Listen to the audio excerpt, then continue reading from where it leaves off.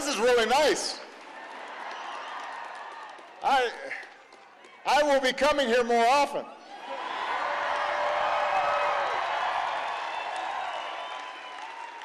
You know, my transportation won't be as nice, but I'll be able to spend a little more time here. First of all, I want to thank Harry Reid.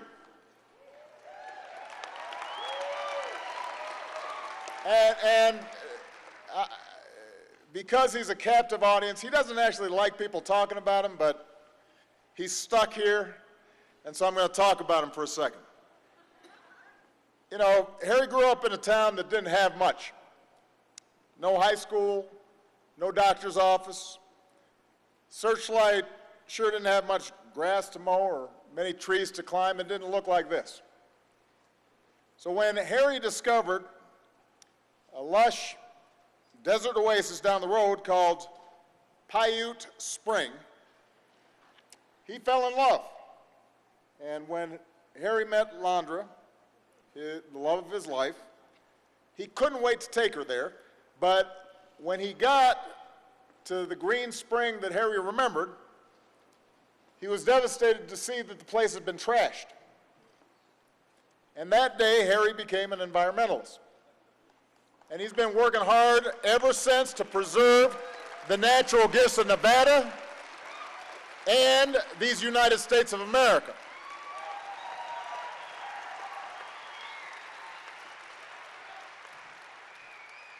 So Harry's protected fish and wildlife across the state. He helped to end a century-old water war. He created Nevada's first and only national park. Right after I took office, the very first act Harry's Senate passed was one of the most important conservation efforts in a generation.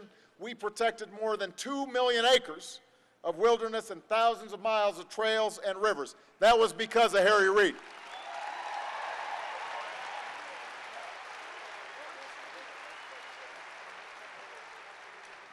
Last summer, thanks to Harry Reid's leadership, we protected more than 700,000 acres of mountains and valleys right here in Nevada, establishing the Basin and Range National Monument.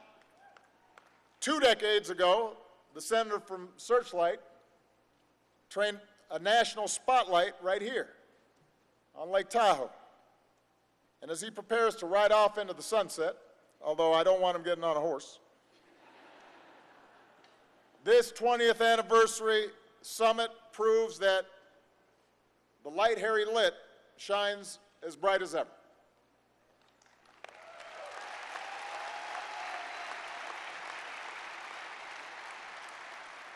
Now, in a few months, I'll be riding off into that same sunset. No, it's true. It's okay. I mean, I'm going to be coming around, I told you. I just won't have Marine One. I'll be driving. But let me tell you, one of the great pleasures of being president is having strong relationships with people who do the right thing. They get criticized, they've got a tough job, but they get in this tough business because ultimately they care about this country and they care about the people they represent. And that is true of Dianne Feinstein. That is true of Barbara Boxer. That is true of the outstanding governor of California, Jerry Brown. That's true of our outstanding folks who work for the Department of Interior and work for the who help look after our forests, that help look after our national parks, that help manage our water and try to conserve the wildlife and the birds and all the things that we want to pass on to the next generation. And so I'm going to miss the day-to-day interactions that I've got, and I'll miss Harry, even though he's not a sentimental guy. We were talking backstage. Anybody who's ever gotten on the phone with Harry Reid, you'll be mid-conversation, and once he's kind of finished with the whole point, of the conversation, you'll still be talking and you realize he's hung up. And he does that to the President of the United States. And it takes you like 3 or 4 of these conversations to realize he's not mad at you, but he doesn't have much patience for small talk.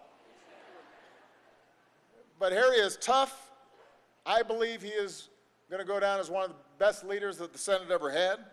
I could not have accomplished what I accomplished without him being at my side. So I want to say publicly to the people of Nevada, to the people of Lake Tahoe, to the people of America, I could not be prouder to have worked alongside the Democratic leader of the Senate, Harry Reid. Give him a big round of applause.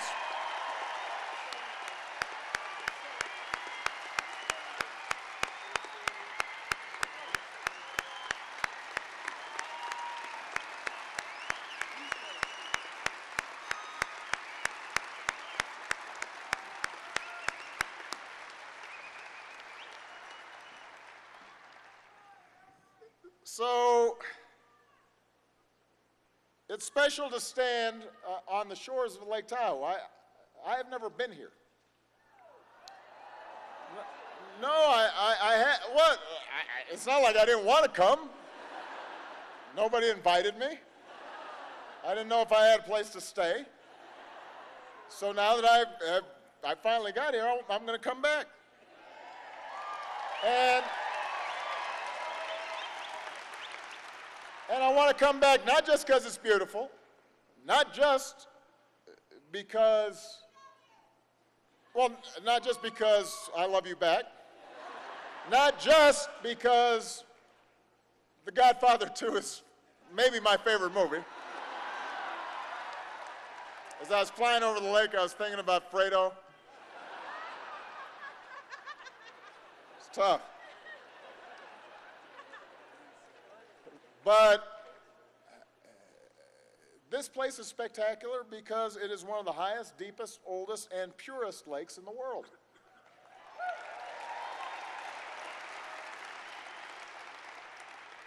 It's been written that the lake's waters were once so clear that when you were out on a boat, you felt like you were floating in a balloon.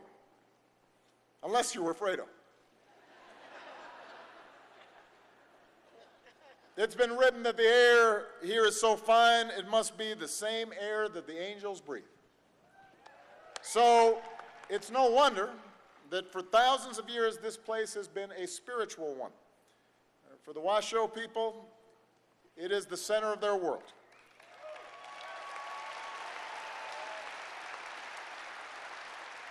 And just as this space is sacred to Native Americans, it should be sacred to all Americans.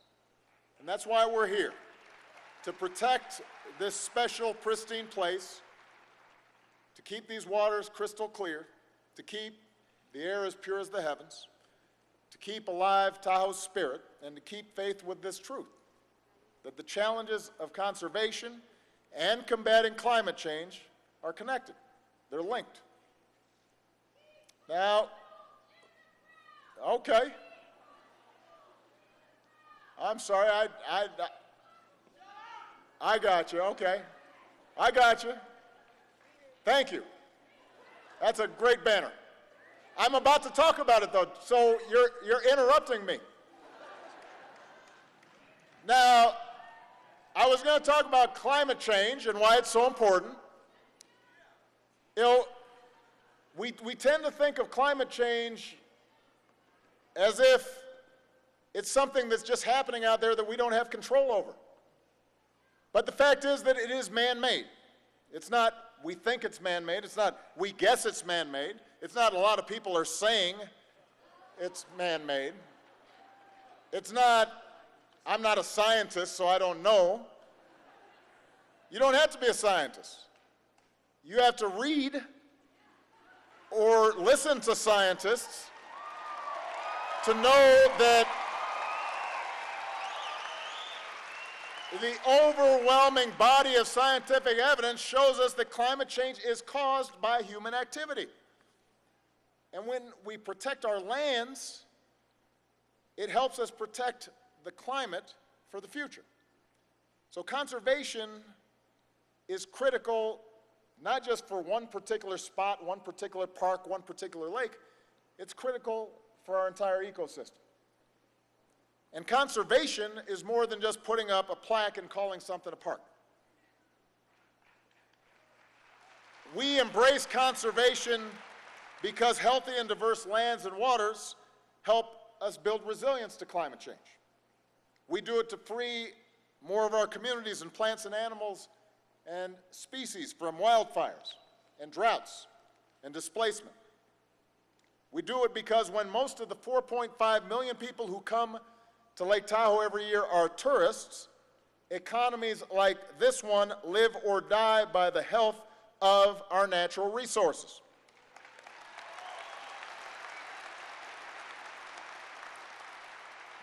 We do it because places like this nurture and restore the soul, and we want to make sure that's there for our kids too.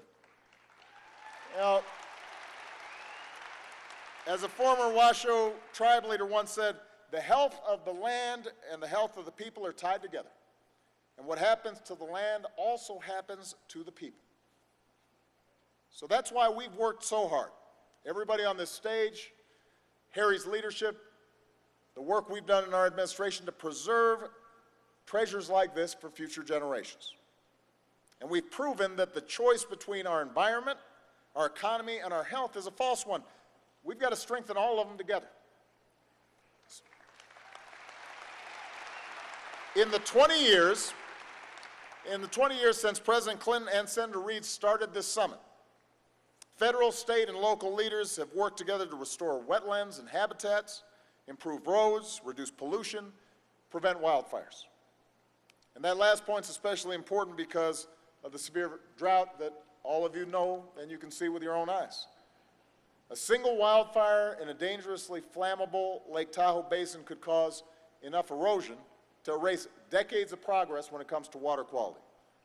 And the drought also endangers one of the epicenters of the world's food production in California.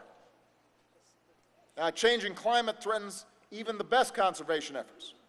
Keep in mind, 2014 was the warmest year on record until, you guessed it, 2015.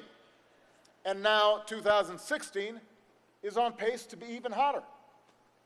For 14 months in a row now, the Earth has broken global temperature records.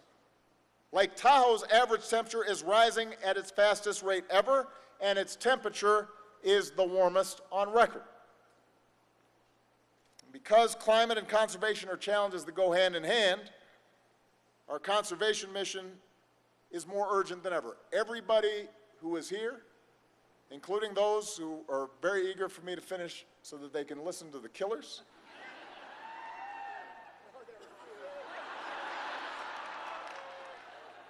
I've only got a few more pages.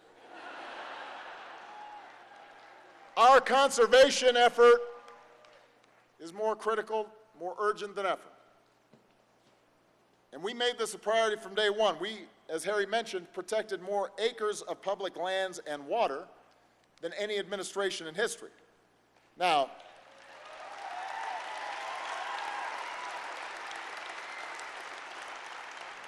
last week alone, we protected land, water, and wildlife from Maine to Hawaii, including the creation of the world's largest marine protected area.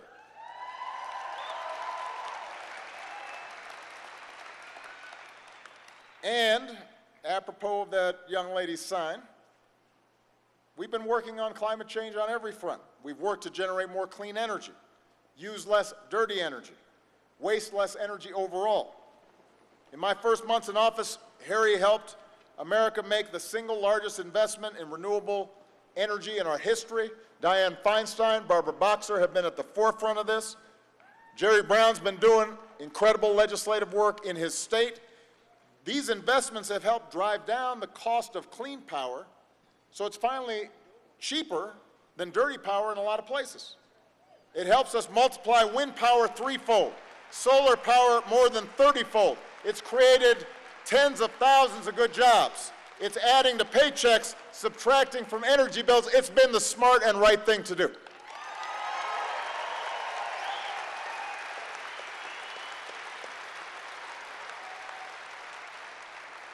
And then 1 year ago this month, we finalized a clean power plan that spurs new sources of energy and gives states the tools to limit pollution that power plants spew into the sky. As I mentioned, last week, California passed an ambitious plan to cut carbon pollution. And Jerry, I know you agree that more states need to follow California's lead.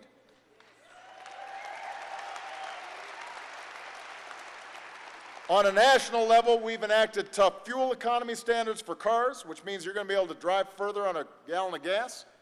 It's going to save you your pocketbook and save the environment. We followed that up with the first ever standards for commercial trucks, vans, and buses. And as a consequence, during the first half of this year, carbon pollution hit its lowest level in a quarter century. And by the way, during the same time, we've had the longest streak of job creation on record. The auto industry is booming. There is no contradiction between being smart on the environment and having a strong economy, and we got to keep it going.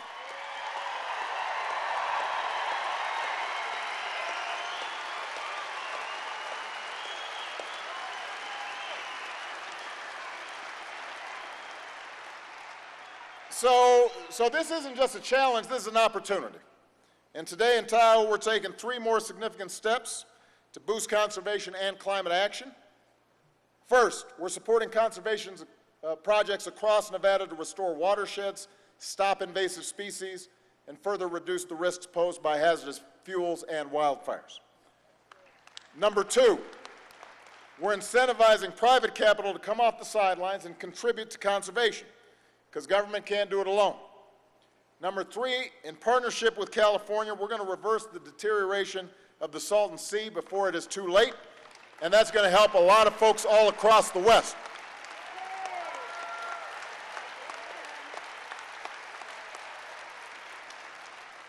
So we're busy. And from here, I'm going to travel to my original home state of Hawaii, where the United States is proud to host the World Conservation Congress for the first time. Tomorrow I'm going to go to Midway to visit the vast marine area that we just created and to honor those who sacrificed their lives to protect our freedom.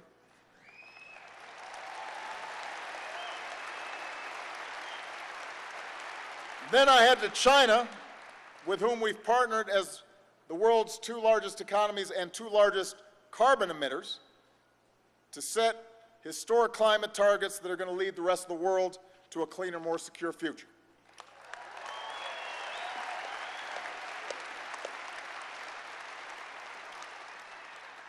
So just go back to that quote by the Washoe elder. What happens to the land also happens to the people. I've made it a priority in my presidency to protect the natural resource we inherited, because we shouldn't be the last to enjoy them. Just as the health of the land and the people are tied together, just as climate and conservation are tied together, we share a sacred connection with those who are going to follow us. I think about my 2 daughters. I think about Harry's 19 grandchildren. That's a lot of grandkids. The future generations who deserve clear water and clean air that will sustain their bodies and sustain their souls. Jewels like Lake Tahoe. And it's not going to happen without hard work. It sure is not going to happen if we pretend a snowball in winter means nothing's wrong. It's not going to happen if we boast about how we're going to scrap international treaties or have elected officials who are alone in the world in denying climate change, or put our energy and environmental policies in the hands of big polluters. It's not going to happen if we just pay lip service to conservation but then refuse to do what's needed. You know, when scientists first told us that our planet was changing because of human activity, it was received as a bombshell, but in a way, we shouldn't have been surprised. The most important changes are always the changes made by us. And the fact that we've been able to grow our clean energy economy proves that we have agency, we've got power. Diminishing carbon pollution proves we can do something about it. Our healing of Lake Tahoe proves it's within our power to pass on the incredible bounty of this country to a next generation. Our work isn't done, and so after I leave office and Harry leaves office and Barbara's, she's going to be right alongside us on a slightly smaller horse because she's got to get up on top of it. After we've all left office, the charge to continue to make positive change is going to be in all of our hands as citizens. I always say the most important office in a democracy is the office of citizen. Change happens because of you. Don't forget that. Thank you. God bless you. God bless the United States of America.